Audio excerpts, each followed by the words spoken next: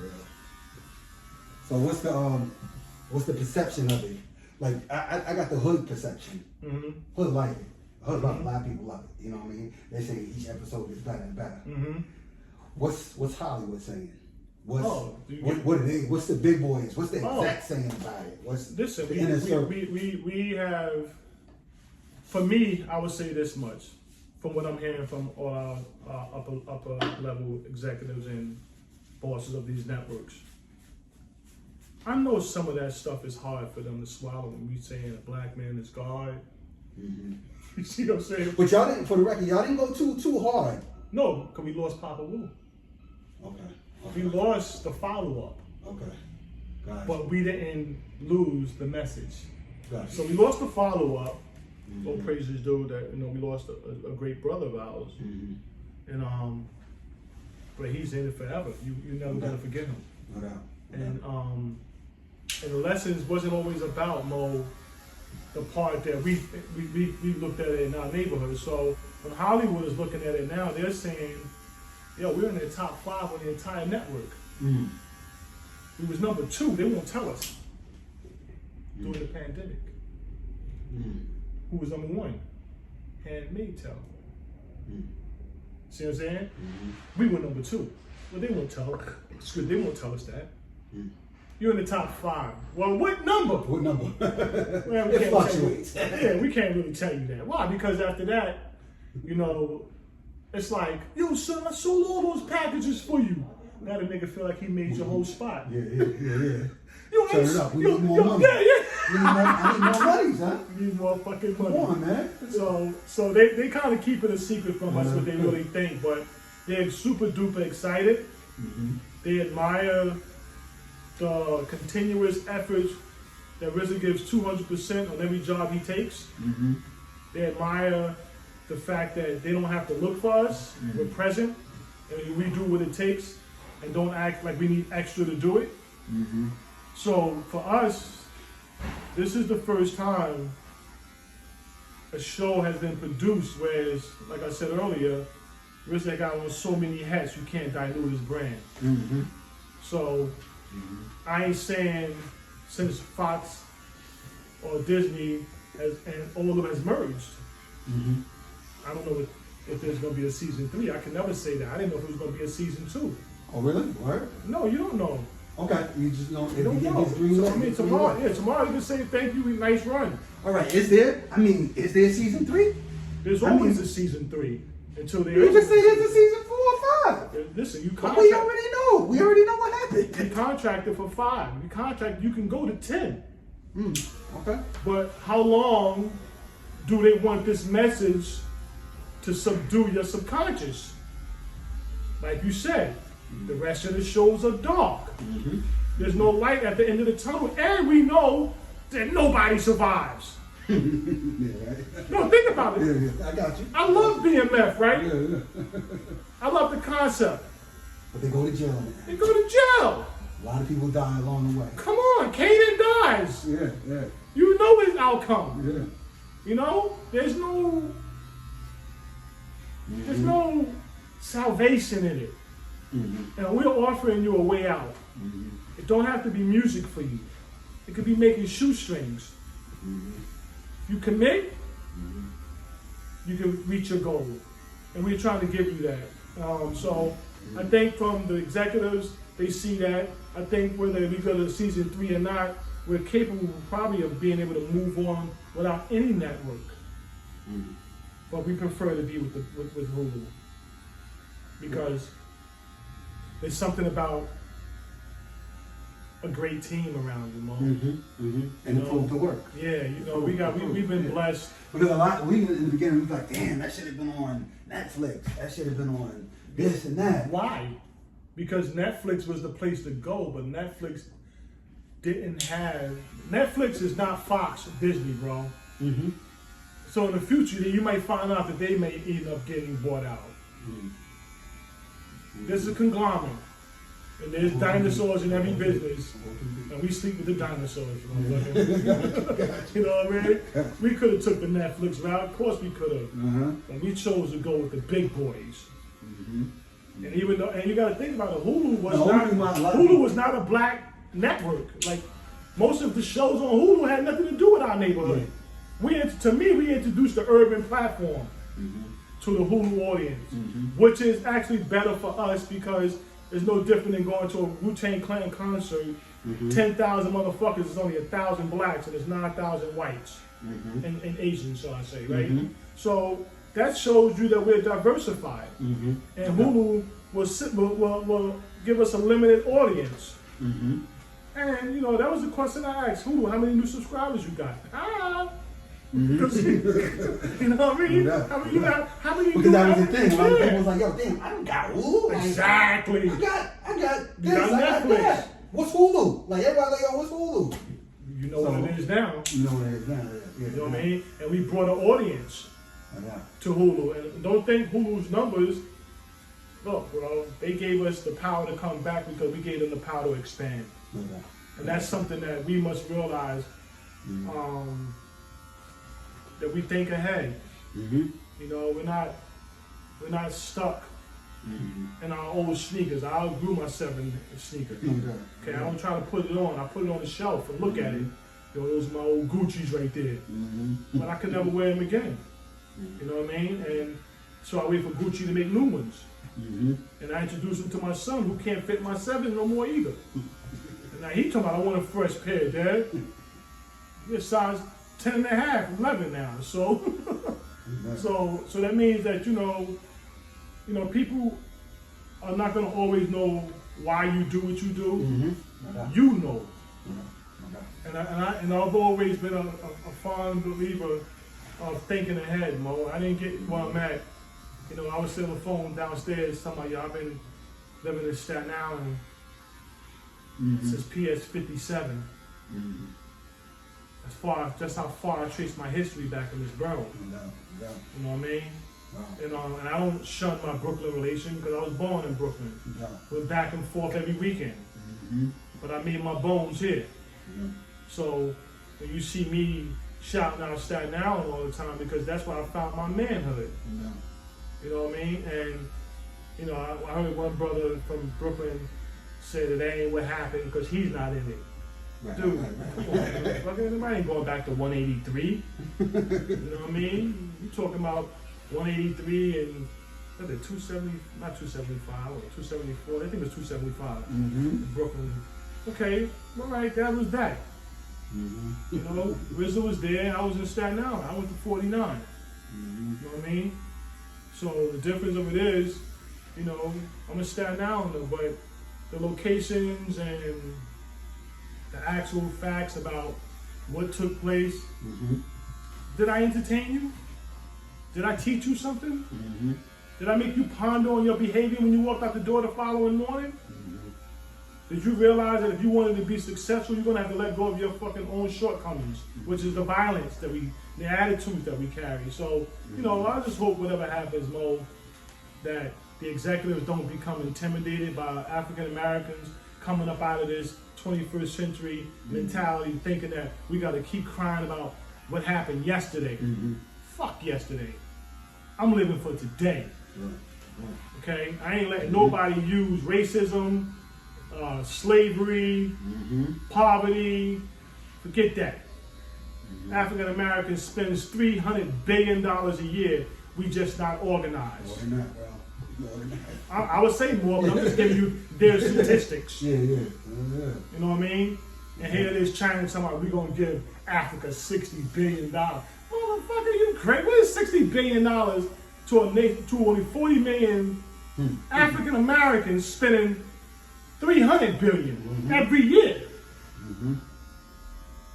And it's the perfect time for us to actually. They said African Americans, the black buying power. We spend more. They said we're the largest. Let me say it right. We're the 8th largest spending power in the world. Right. Right. And we don't own 1% in this country. We own half of 1%. And you won't never own any more of that because. Well, I ain't gonna go that route because that'll put me. That'll be going too far for your listeners to try to comprehend what I mean by that. So, but the reason why I say that is because you better learn to fund your own projects And you know, I was laughing the other day. All my friends asked me about Bitcoin and all that stuff. And I don't answer whether I have Bitcoin or not, because I'd be like throwing my business out there. I got you. But it's introducing us to something that, wait a minute, it's not regulated? Oh, wait, you're gonna keep telling us to buy something that we can't even see? But we can't come together and do something based on what we actually can feel and touch? It's tangible. Yeah, like what it said in that scripture, that you do something that you love God, right? How did it go, Mo? You love God who you can't see. Oh, you hate your brother who you see daily. You see this but nigga? you say you love God. Yeah, but you love God. You can't see him, but you can't stand your brother. He stand right in front of your damn face.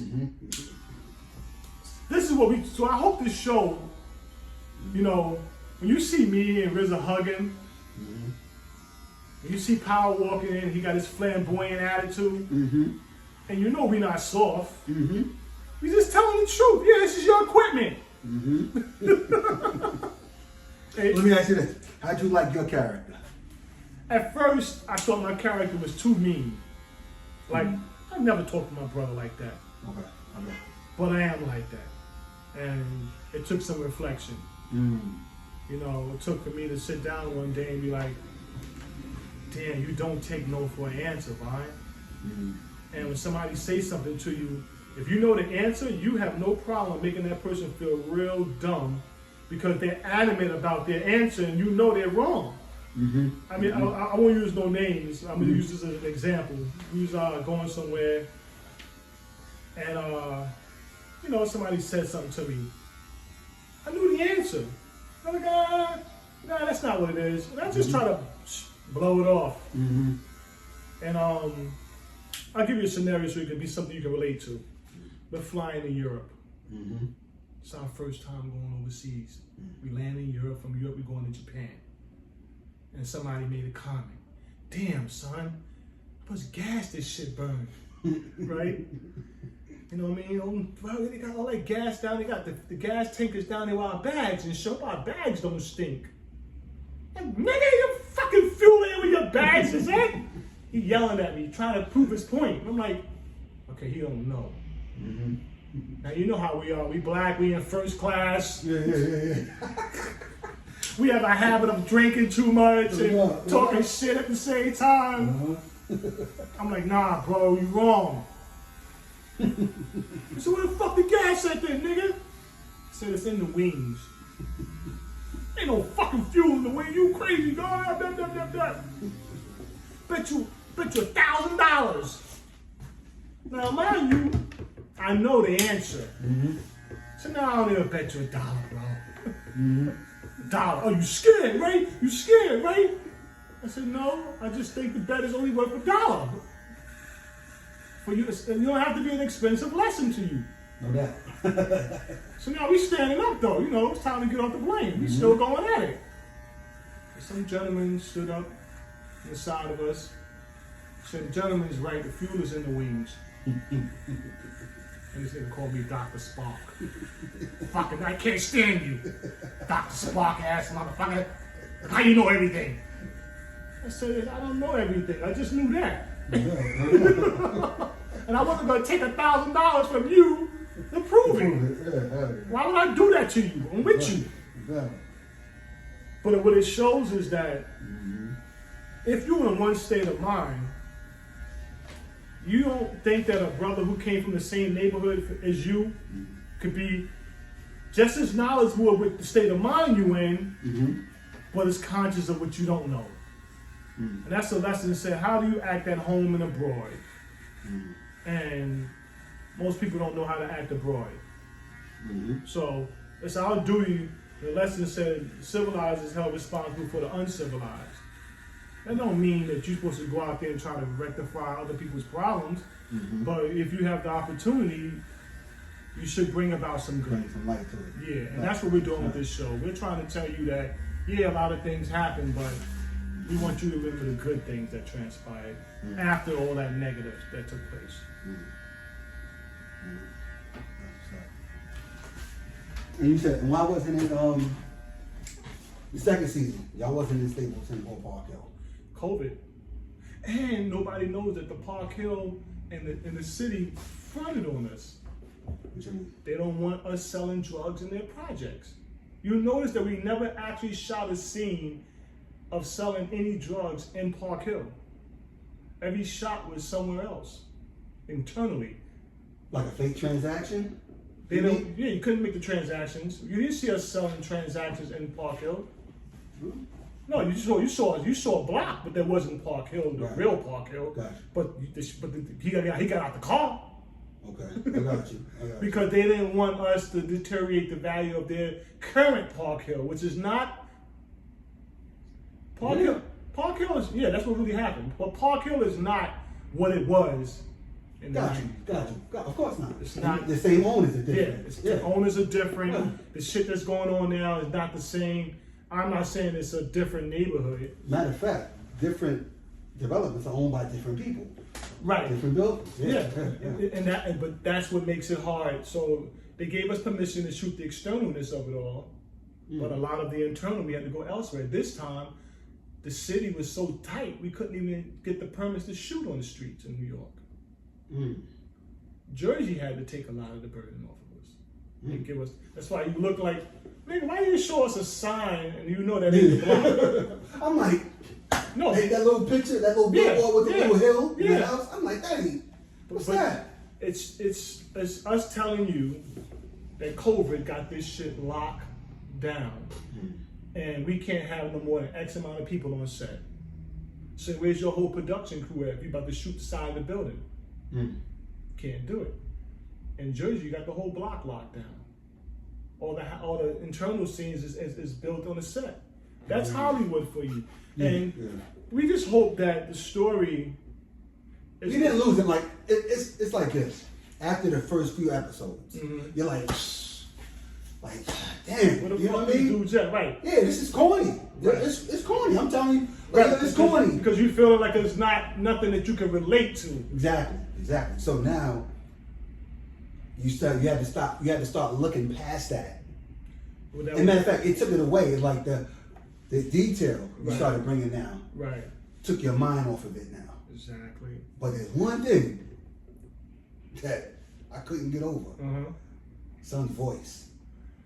Well, you're not the only one. You know, I mean, look, I hung out with Aston, and he's a really great fucking guy, man. Really great But dude. it's not. The voice changed from the first season to the second season. Because I think Aston also goes through other work, and he has to readjust his character again. And ADR is different than being on set. They can't hear all that shit they doing on set. They gotta go back in the studio and verbally say the line. And that's the transition that he lost it in. He lost the transition. So let me ask you this. Some I understand what you're saying, but let me ask you, why did somebody pull him to the side and say, yo, you're not sounding right, or you're not sounding like you did on the first? Because it would be fine if you sound like that in season 1. Right. Well, you know what I mean? So he went from right to the extreme. I'm going to assemble the crew together. Right. And we're going to go.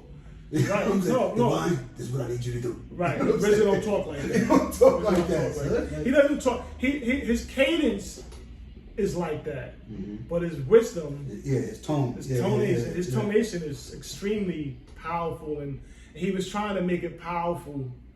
He just, you know, his voice he gave more of his voice than anything else. Gotcha. And although I'm fine with him, I appreciate the time and the dedication as an actor. Dedicated 3 years. Exactly. So I'm not here to look at whether or not his voice, you know, like I said earlier, I'm not that mean. I was never mean to my brother. You're gonna go back to that, right? No, because I've explained something to you. Like, I don't walk in the house and tell him to turn the fucking music off. Nigga, put that other record on too. You know what I mean? I don't sit at the table. I've never dominated my household. I'm a submissive person in the house. I am the responsible one, but I'm responsible with humility. Gotcha. You know me for mad years. Even on the block, I can bring you the package, but it's gonna be hard to smack you when you lose it. I gotta go call Big Prince.